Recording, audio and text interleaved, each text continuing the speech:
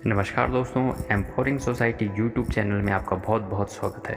आज मैं आपके सामने लेकर आया हूँ मनोविज्ञान का वीडियो पार्ट 1। हेलो बच्चों, मैं प्रदीप कुमार रजौरिया, प्रवक्ता मनोविज्ञान, मटलार देवरिया से। जैसा कि आप लोगों को पता है, लॉकडाउन बढ़ा दिया गया है और इस समय लॉकडाउन 2.0 चल रहा है।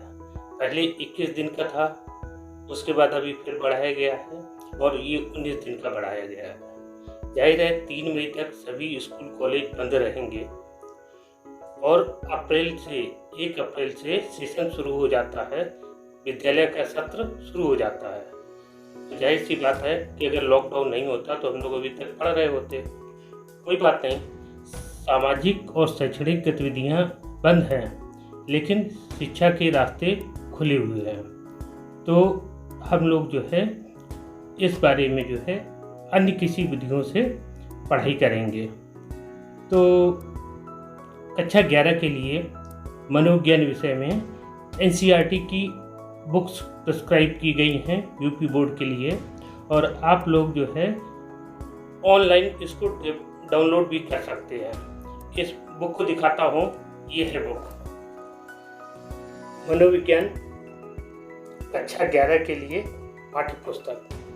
देख लीजिए, जो भी जो है PDF वगैरह है उससे आप इसको डाउनलोड कर सकते हैं। अगर किसी को न मिले तो वो हमसे जो है संपर्क कर लेगा, तो हम उसको लिंक भेज देंगे ताकि वो डाउनलोड कर ले।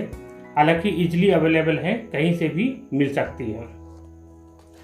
इसमें जो पहला चैप्टर है वो चैप्टर है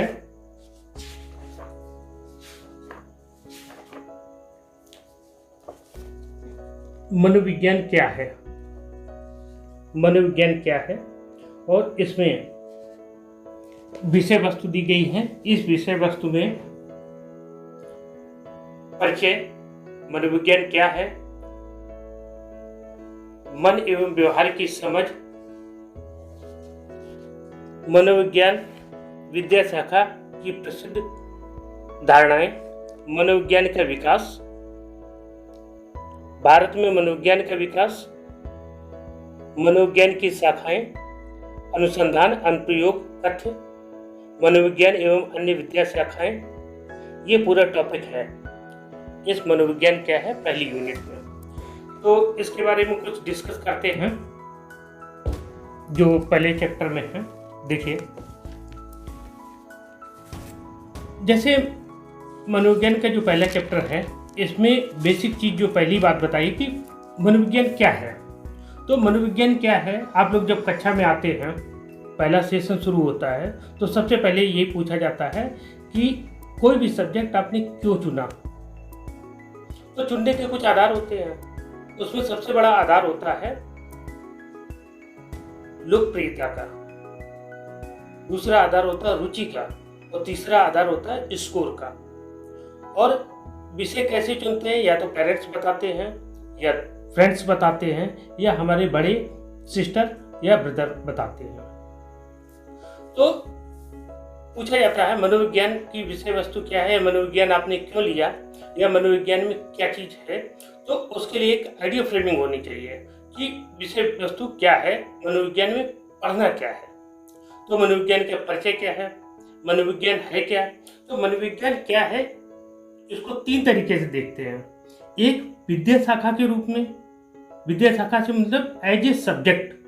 दूसरा, मनोविज्ञान एक प्राकृतिक विज्ञान के रूप में। प्राकृतिक विज्ञान से मतलब है जो है नेचुरल साइंस। नेचुरल साइंस जैसे जो विशुद्ध रूप से विज्ञान है, जैसे केमिस्ट्री है, फिजिक्स है, बायो है, गणित इत्यादि।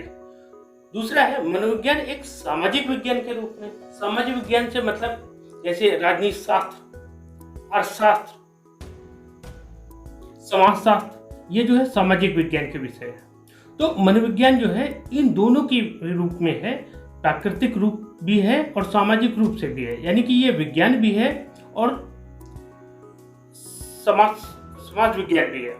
प्राकृतिक विज्ञान और समाज विज्ञान दोनों ही है। तो जैसे साउथ में इस सब्जेक्ट को साइंस के रूप में पढ़ाया जाता है और उत्तर भारत में इसको सामाजिक विज्ञान के रूप में पढ़ाया जाता है। अब इसमें एक चीज देखने वाली चीज है कि मनोविज्ञान में है क्या। मनोविज्ञान में जो इनका चौथा कंटेंट है, मन और व्यवहार की समझ मनोविज्ञान के जरिए होती है। अब मन और व्यवहार की समझ कैसे होती है, कैसे करेंगे, उसमें 3 एस्पेक्ट है। एक तो मेंटल प्रोसेस है, दूसरा बिहेवियर है और तीसरा एक्सपीरियंस है। यानी कि हमारा मानसिक प्रक्रम क्या है, हमारा व्यवहार कैसे काम करता है, हमारे अनुभव कैसे काम करते हैं। ये मन और व्यवहार की समझ को पैदा करने के लिए ये 3 एस्पेक्ट हैं। मेंटल प्रोसेस यानी कि मानसिक प्रक्रम, बिहेवियर यानी कि व्यवहार, तीसरा है एक्सपीरियंस यानी कि अनुभव। फिर मनोविज्ञान की विद्या शाखा की कई प्रसिद्ध धारणाएं हैं, तो प्रसिद्ध धारणाएं उनके बारे में हम चर्चा करेंगे। नेक्स्ट कंटेंट है मनोविज्ञान का विकास कैसे हुआ। विकास के 2 संदर्भ हैं, एक विद्या शाखा के रूप में जो यूरोप से आया है, दूसरे भारत में मनोविज्ञान का विकास कैसे हुआ। फिर मनोविज्ञान की जो प्रसिद्ध धारणाएं हैं उनके अलावा मनोविज्ञान की कई शाखाएं हैं, जैसे सामाजिक मनोविज्ञान, पर्यावरण मनोविज्ञान, स्वास्थ्य मनोविज्ञान, औद्योगिक मनोविज्ञान, शिक्षा मनोविज्ञान।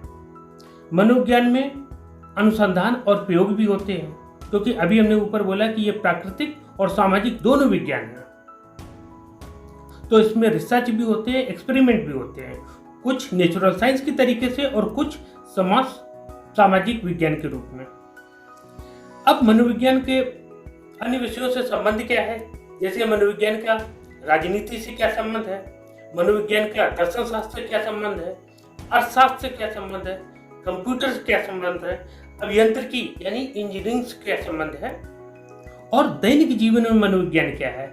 ये मनोविज्ञान क्या है के पहले चैप्टर में कुल 11 कंटेंट हैं, इनको आपको समझना पड़ेगा और इसी बारे में ही हम आपको आगे भी जानकारी देंगे, क्योंकि एक मोटा आइडिया मिल जाना चाहिए आपको कि मनोविज्ञान में क्या है।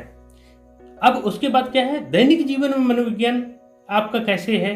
जैसे रोचक विषय के रूप में आप अपने दोस्त से बात करते हैं तो रोचकता होती है, तभी आप बात करते हैं। फुटबॉल खेलते हैं तो ये आप देखते हैं कि एक छात्र के स्कूल में आपस में तो झगड़ा करते हैं, लेकिन जब दूसरे स्कूल से उनका कंपटीशन होता है तो टीम स्पिरिट पैदा हो जाती है। ये खेल मनोविज्ञान के अंतर्गत इस चीज को समझा जाता है। अब जैसे एक दोस्त आपको किसी बारे में आपका झगड़ा हो जाए और आप बड़ा दुख होना है कि हमारे इस दोस्त से झगड़ा हो गया और दुख हो रहा है, तो उस दुख का एहसास कैसे होता है, इसका विश्लेषण भी मनोविज्ञान बताता है। परीक्षा में आने वाली जो पेपर होते हैं उसमें कई बच्चे जो है डर होता है, उत्साह होता है और चिंता होती है, और ये सब उनकी परीक्षा की परफॉर्मेंस को कैसे प्रभावित करते हैं, इनका विश्लेषण मनोविज्ञान करता है। ये डेली रूटीन का है। जब कोई गणित में समस्या आती है और उसका हम समाधान कैसे करते हैं, तो दिमाग में क्या चलता है, इन सब चीज़ों का अनुसंधान भी मनोविज्ञान में होता है। तो ये आपने देखा कि मनोविज्ञान में इतनी सारी चीज़ें हैं। उसके अलावा थोड़ा सा गहराई से भी देख सकते हैं, तो गहराई से देखने के लिए हम इसका एक नेक्स्ट वीडियो बनाएंगे जिसमें और डिटेल से चर्चा करेंगे, ताकि ये पूरी बातें समझ में आ जाएं। और तब तक आप लोग जो है PDF को डाउनलोड करके अपने स्तर से पढ़ने की और समझने की कोशिश करें। Okay, thank you.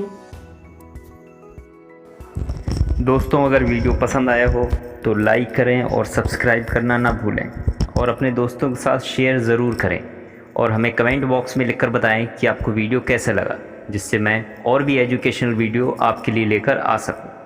Thank you very much.